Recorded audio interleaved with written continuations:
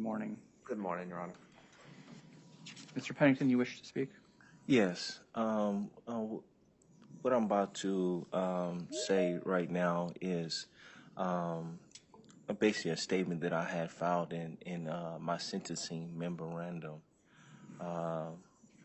So this is mainly for people who cannot, have access to the docket or can't read this.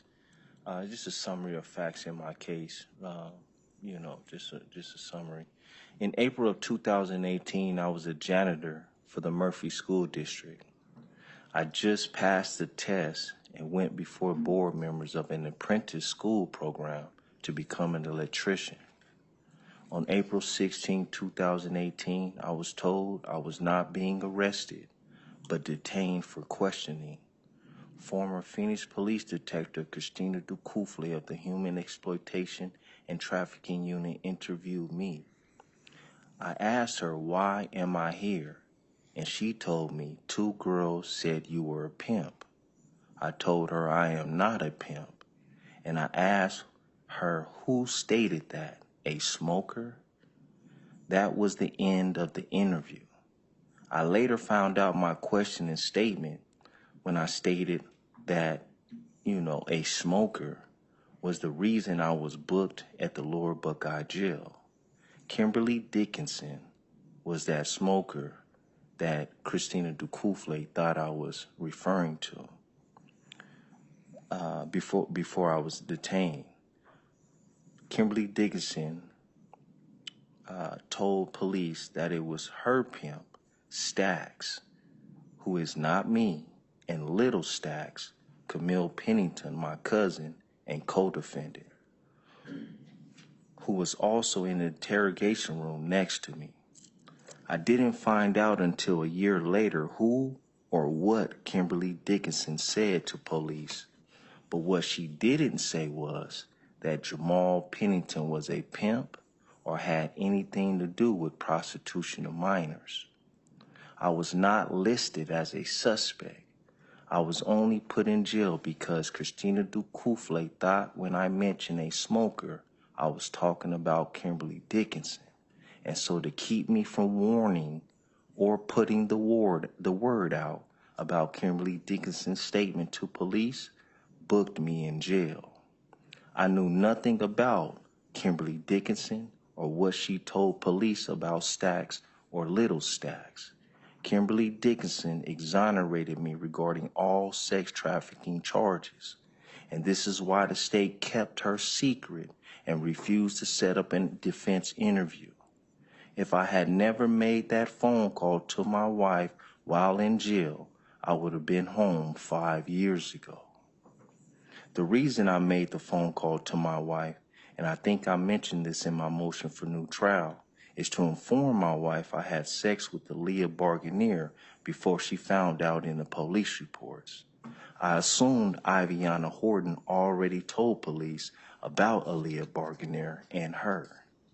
Now, how do I explain to my wife I had 2 naked women in a hotel room with me, and one of them a woman I had sex with who happened to be someone she hates or very dislikes? So to lighten the steam, I told my wife it was only for the money instead of just telling her the truth that I had been secretly sleeping with my son's mother. Obviously, I didn't fully think this idea through. I was in shock by the whole idea of me being in jail for some of the worst crimes known to man. In jail on false allegations at that. I also thought no one would actually twist my words around or believe what I said, or actually charge me without doing a thorough investigation if in fact what I said was true. My attorney, Vladimir Gadget, believed the state just like this court and gave them the benefit of the doubt until my first settlement conference. I told the state and everyone present, "Are you aware that the alleged victims have criminal history and a history of making false allegations?" Also, when he did his first interview with DCA Lacey Fisher and Christina Ducoufle, He asked Akufle, did the girls have any criminal history and or history of false allegations? Lacey Fisher pulled out her laptop and pretended to search the MCAO database. Lacey Fisher responded no, and Akufle said no or not that I'm aware of. So Mr. Gadget thought I was crazy until we received both girls' DCS records.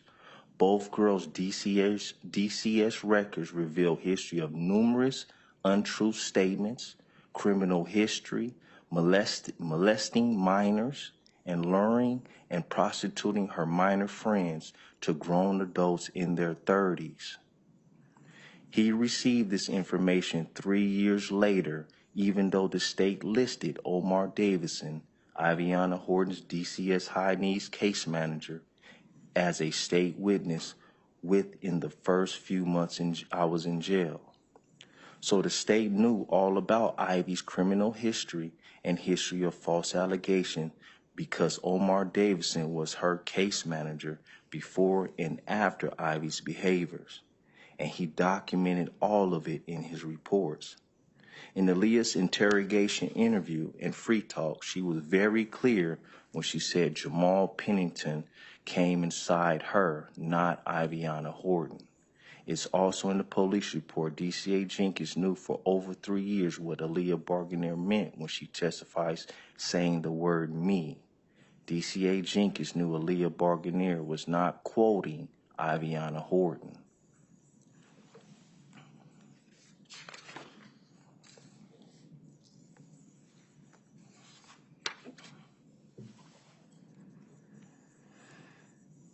Why DCA Jenkins didn't ask Ms. Barganier the specific questions? Why did you have sex with Iviana Horton? Or what caused you to have sex with Iviana Horton? The reason Kaylee Jenkins didn't ask these specific questions is because she actually did ask those specific questions, but it wasn't in trial. And when she did ask those specific questions, Aaliyah Barganier told her she did it on her own free will, not because I caused it to happen. Kaylee Jenkins is a manipulator and con artist.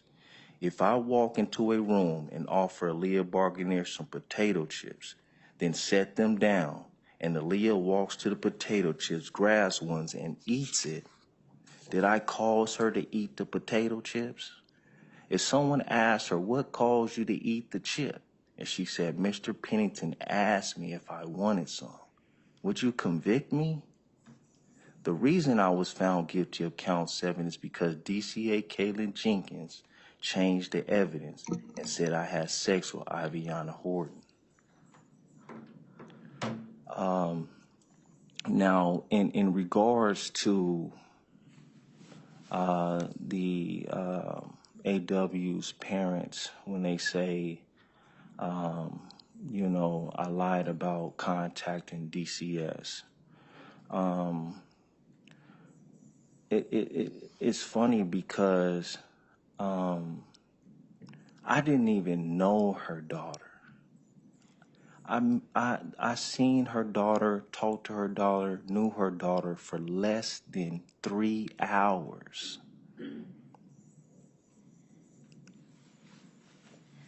And when I first met her, Ivy introduced me to their daughter. Anaya Walker said she was 19. Ivy said she was 26.